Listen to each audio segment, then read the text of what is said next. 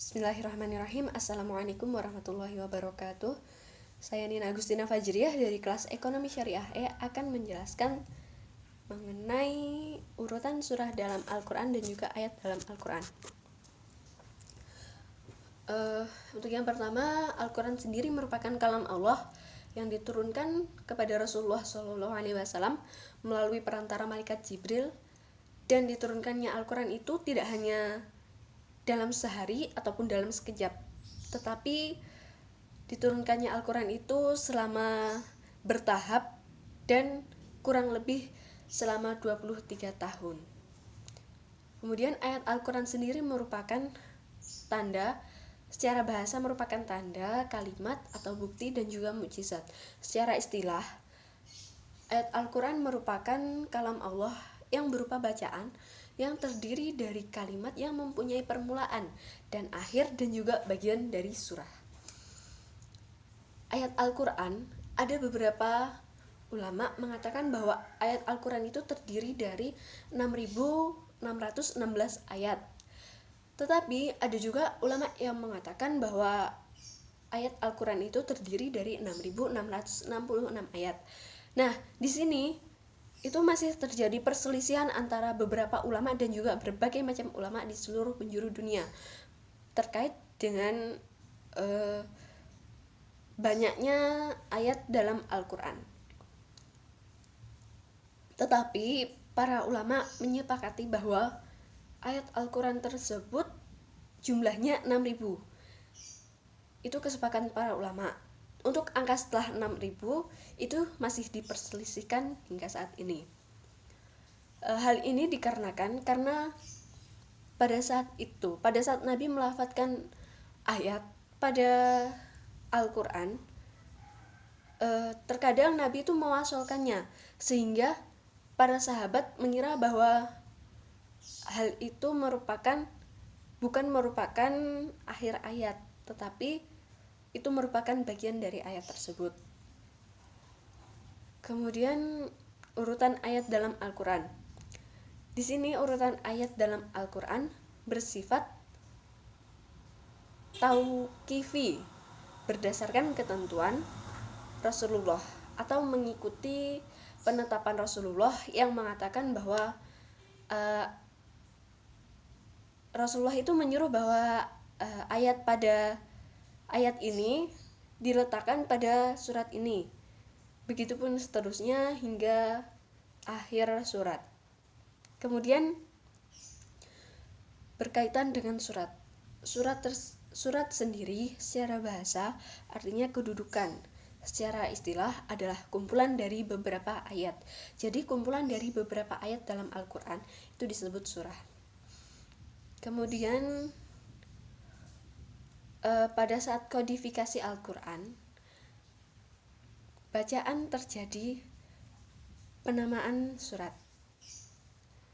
Nah, di sini maksudnya gini. Urutan surat sendiri sebelumnya itu belum diberikan oleh para sahabat kepada penerusnya Al-Quran. Jadi surah dalam Al-Quran itu adanya surah dalam Al-Quran itu diberikan pada saat kodifikasi Al-Quran sendiri. Nah, untuk tujuan dari kodifikasi surah-surah ini adalah untuk mempermudah bacaan Al-Quran. Maksudnya untuk mempermudah dalam pertunjukannya dalam Al-Quran tersebut. Kemudian pada surah At-Taubah dan Al-Anfal. Nah, di sini itu kan pada surah At-Taubah, di situ kan tidak diletakkan ayat Bismillahirrahmanirrahim. Di situ disebabkan karena pada surah tersebut ada yang mengatakan bahwa karena yang pertama itu karena para orang-orang Arab sudah terbiasa kalau misalnya ada surat yang isinya tentang janji-janji, itu mereka tidak meletakkan bismillah pada awalnya. Kemudian yang kedua itu tentang perkataan Utsman, surah Al-Anfal dan surah At-Taubah itu kan bersebelahan. Artinya surah Al-Anfal diturunkan terlebih dahulu, kemudian surah At-Taubah. Nah, yang pertama itu kedua surah ini tidak dipisahkan. Akhirnya karena disebabkan karena isi dari kedua surah ini hampir sama.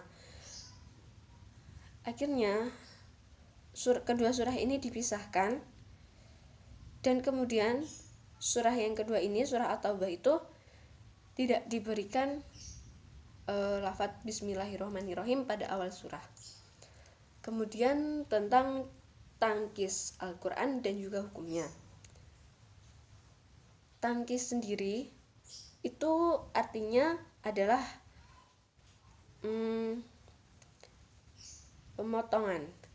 Maksudnya di sini kita membaca Al-Quran tetapi tidak urut seperti membaca surat Al-Fatihah. Bismillahirrahmanirrahim. Alhamdulillahirabbil alamin. Arrahmanirrahim. Maliki yaumiddin. Iyyaka na'budu wa iyyaka nasta'in. Ihdinas siratal mustaqim. Siratal ladzina an'amta 'alaihim ghairil maghdubi 'alaihim waladdallin. Nah, tapi kita dalam membaca surat Al-Fatihah itu kita campur dengan surat yang lain. Nah, itu hukumnya menurut sebagian ulama itu tidak diperbolehkan. Jadi, kalau misalnya kita membaca surat dalam Al-Quran, itu seharusnya sebaiknya juga kita membacanya dengan urut. Nah, mungkin hanya itu yang dapat saya sampaikan. Untuk banyak kurangnya saya mohon maaf. Akhiran wassalamualaikum warahmatullahi wabarakatuh.